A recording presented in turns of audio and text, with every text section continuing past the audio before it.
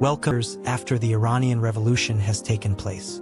This is a time when the Iraq-Iran War, one of humanity's longest and bloodiest conflicts, is underway. In Tehran, a young mother named Shideh is currently in conversation with the dean of a medical college. She had left her studies behind due to the political unrest and also because of her marriage. Shideh now wants to get a career back on track so that she can fulfill her lifelong dream of becoming a doctor. However, the dean clearly says it is impossible for her to get admitted to the college. The reason for this is her active participation in political rallies when she was a student. Following this, Shideh returns to the apartment complex where she lives along with several other families. She had left her daughter Dorsa in the care of her downstairs neighbor, Mrs. Fakour. The old lady notices Shideh getting emotional while fetching her daughter. She thus hugs the young mother and tells her not to lose hope. Later that evening, Shideh puts all her course books in a plastic bag. She doesn't want to see them now that she has no chance of becoming a doctor. Among these is a physiology textbook that Shideh's mother had given her when she first got into medical school. It even contains her handwritten message of encouragement right on the first page. Shideh locks the book in her bedside drawer, then puts the key on top of a cupboard.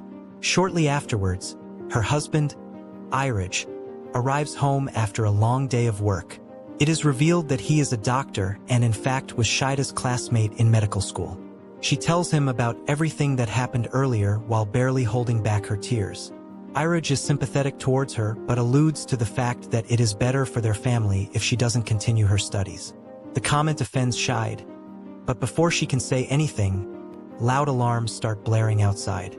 These are air raid sirens warning about the incoming enemy missiles, which prompts everyone to rush towards the nearest designated safe area. Moments later, Shideh and her family arrive in the building's underground bunker. Their daughter, who is carrying her favorite doll, Kimia, immediately rushes to the other kids in the building. She whispers something to a boy around her age, and the latter places a small ball-like structure in her hands. Shideh, who has been watching this, asks Mrs. Fakour who the boy is. The old lady replies that he is their landlord's nephew, who arrived in Tehran only a few days ago. The following morning, Shideh wakes up to see her husband and daughter having a conversation at the dining table. The little girl claims that she heard someone walking in the house and thought it was the jinn, an evil spirit. Upon hearing this, Iraj consoles his daughter, pointing out that such things are not real. He further tries to lift her spirits by saying that her doll, Kimia, will look after her during nighttime. However, Shideh notices that her husband is holding a letter in his hand and inquires about it. He replies that it is a letter from the government and reveals that he has been drafted to the front line of the war. Iraj then suggests that Shideh take their daughter to his mother's home while he is away. He points out that his parents live in the northern part of the country, where it is relatively safer. But Shideh, who is still angry at his comment about her career, replies that she is fully capable of taking care of her daughter. That evening, Iraj leaves for his mandatory draft service and bids his family goodbye. The mother and daughter are now all on their own in their apartment.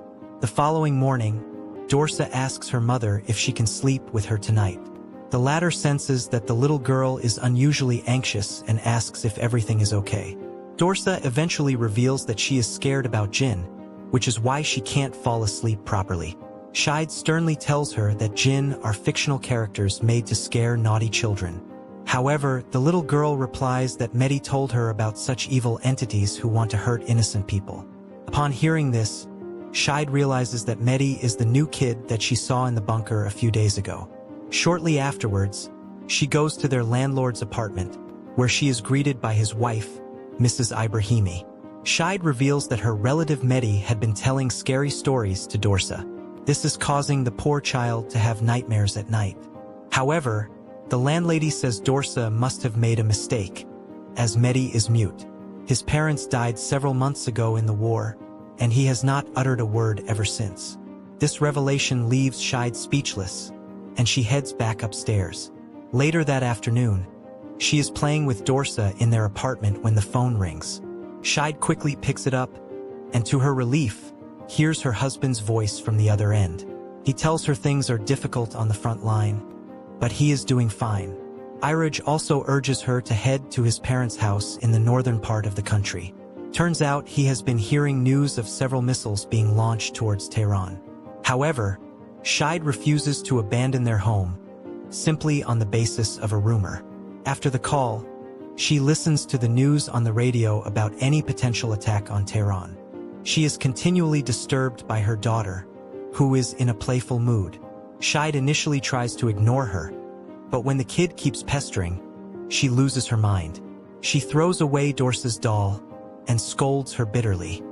However, Shideh's anger soon diffuses, and she gives the kid an apple to eat.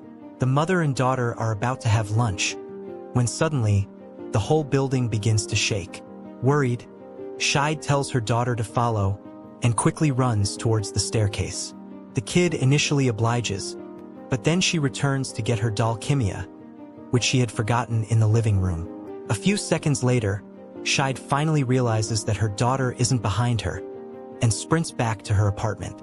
She finds Dorsa lying unconscious in the living room and checks her pulse. The kid fortunately is alive and soon regains her senses, but she begins to sob uncontrollably.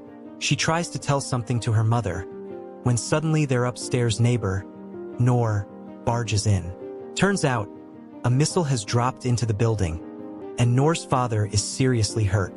She knows Shideh was once a medical student, and begs her to help him. The scene abruptly changes, and we see Shideh administering CPR to Noor's father. She tries her best, but cannot resuscitate the old man, who eventually passes away. Later, Iranian authorities retrieve the missile's outer shell from the roof of the apartment complex. Shideh expresses her guilt to Mrs. Fakour that she couldn't save the old man's life. Nonetheless, when they go back indoors, Shideh sees that a crack has appeared in the roof of her apartment too. She is wondering what to do about it, when her daughter suddenly pulls her arm. Dorsa then takes her mother to her room and reveals that Kimia is nowhere to be found. She reveals that a jinn took her favorite doll when the missile hit the building. However, Shideh once again tells her that jinn do not exist in real life. She holds the little girl in her arms and finds that Dorsa is burning with fever. She thus puts her in the bed and begins cleaning the whole apartment. That night, Shideh is holding Dorsa in her arms. But then, she hears Dorsa in the next room. She looks down to see that she's holding Kimia. She jolts back to reality and sees Dorsa trying to open the front door. The kid is screaming that a jinn appeared from the crack in the roof and took her doll upstairs. This freaks Shideh out, so she quickly grabs her daughter and takes her back to the bedroom. The following morning, things start getting even more bizarre, as Shideh cannot find the VHS tape of her favorite aerobic exercises. There is barely enough time to search for it, as they are soon visited by the upstairs neighbor, Noor. She expresses her gratitude for Shideh's help and reveals that her family is moving to Kurdistan. Before leaving, Noor recounts the last moments of her father's life, right after the missile hit. She says the old man was actually completely fine and was talking normally to her. She then went to the kitchen to bring a glass of water, but when she returned, he had a stony expression on his face. He looked as if he had seen something strange, something paranormal. Without any warning, he then collapsed to the floor and passed away. Shideh says that the old man must have had a heart attack due to the shock of the missile, falling on top of their apartment, as if this wasn't enough.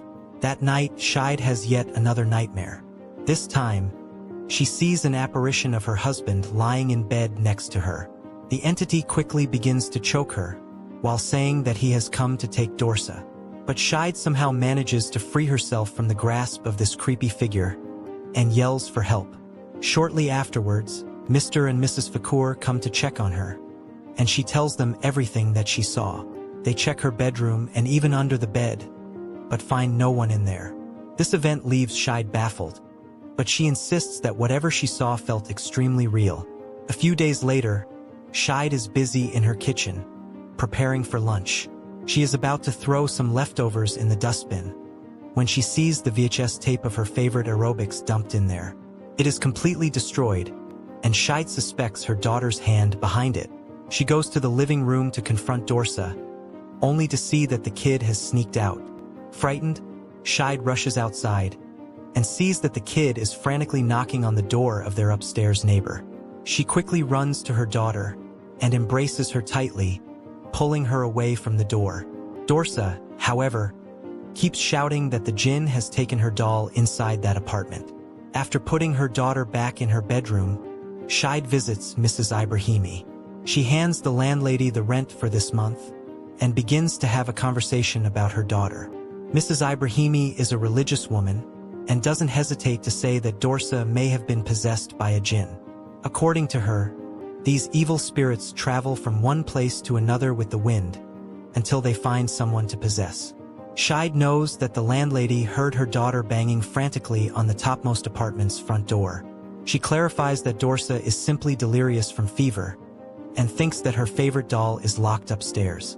However, Mrs. Ibrahimi adds that if jinn take a treasured belonging from someone, that person becomes marked for life. These evil spirits will follow them everywhere if they don't find the lost belongings quickly. Unfortunately, this is only the beginning of trouble for Shideh and her daughter. The tenants in the apartment complex begin to leave one by one in the next few days. The fakirs leave for Paris, where their son works in a private bank, while the landlord, Mr. Ibrahimi, also decides to leave with his family. In the span of a few days, the mother and daughter become the only people left in the building. Until this point, Shideh was absolutely against leaving their home in Tehran. But now, with everyone gone, she has a change of heart. She decides to pack all their things and head towards the north of the country, where it is relatively safer. But Dorsa asserts that they cannot leave until she finds her doll, Kimia. Rather ominously, she says that she will always be sick if they do not find the doll. With no other option left, Shideh agrees to stay back until she can locate Kimia. She then begins searching for it everywhere, and even gets irritated at her daughter for losing it. Shortly after, Shideh grabs the key to her bedside drawer and opens the bottom locker. She had kept the physiology book here that her mother had gifted her a few weeks ago. To her relief, the book is still there, although her daughter's doll is nowhere to be found. That night, the mother-daughter duo sleep in the same bed for the first time in years. Shideh, however, wakes up when she sees a strange apparition staring at them from the bedroom door. She bolts up and chases after this strange entity, but it escapes through the crack in their living room ceiling. This incident finally makes Shideh realize that they are being haunted by a jinn. The following afternoon, she tapes the crack in the living room ceiling as much as she can. She then begins to turn the whole house upside down in order to find her daughter's doll. But her frustration keeps growing, as she cannot find Kimia anywhere. Eventually, all the pent-up fear and anxiety boils over, and Shideh shouts at her daughter. She even slaps her in frustration, and the little kid bites her hand in return. The mother and daughter have a little scuffle, which is only broken when the whole house shakes once more. They are, however, unsure whether it is the nearby bombing or the jinn shaking the building. That night, Shideh goes to the roof of the building and sees that the hole that was left by the missile is left uncovered. She peeks into the apartment where Nori used to live through the massive hole and sees a terrifying sight. Her cherished physiology book is lying on the floor. Shideh immediately rushes back to her home and opens her bedside locker. To her horror, the book's actually missing, and in its place is the mutilated body of the doll Kimia. Dorsa sees this and gets upset at her mother, but the latter bravely says that she will fix everything. She then tapes it all back together and hands it to her daughter. As they are embracing one another, the air raid sirens begin to go off once more. The mother and daughter quickly pack their things, including the doll, and head towards the bunker downstairs. Suddenly, they are attacked by the jinn, which has taken the form of a large cloth known as chatter in Persian. Shideh desperately tries to pull her daughter from underneath the chatter and eventually manages to do so. Dorsa makes it safely to the stairs, but Shideh is caught in the ground, which slowly begins to engulf her. Everything looks to be over until the brave kid stretches her tiny arms and pulls her mother out to safety. Without wasting any time, the mother-daughter duo then get into their car and finally escape this haunted apartment complex. However, as the camera pans back inside, we see that Kimia's head and Shideh's physiology book are still in the building. This indicates that they may still be haunted by the jinn wherever they go. Subscribe for more videos like this. Turn on notifications and leave a like to help the channel out. Thank you for watching, and I will see you in the next video.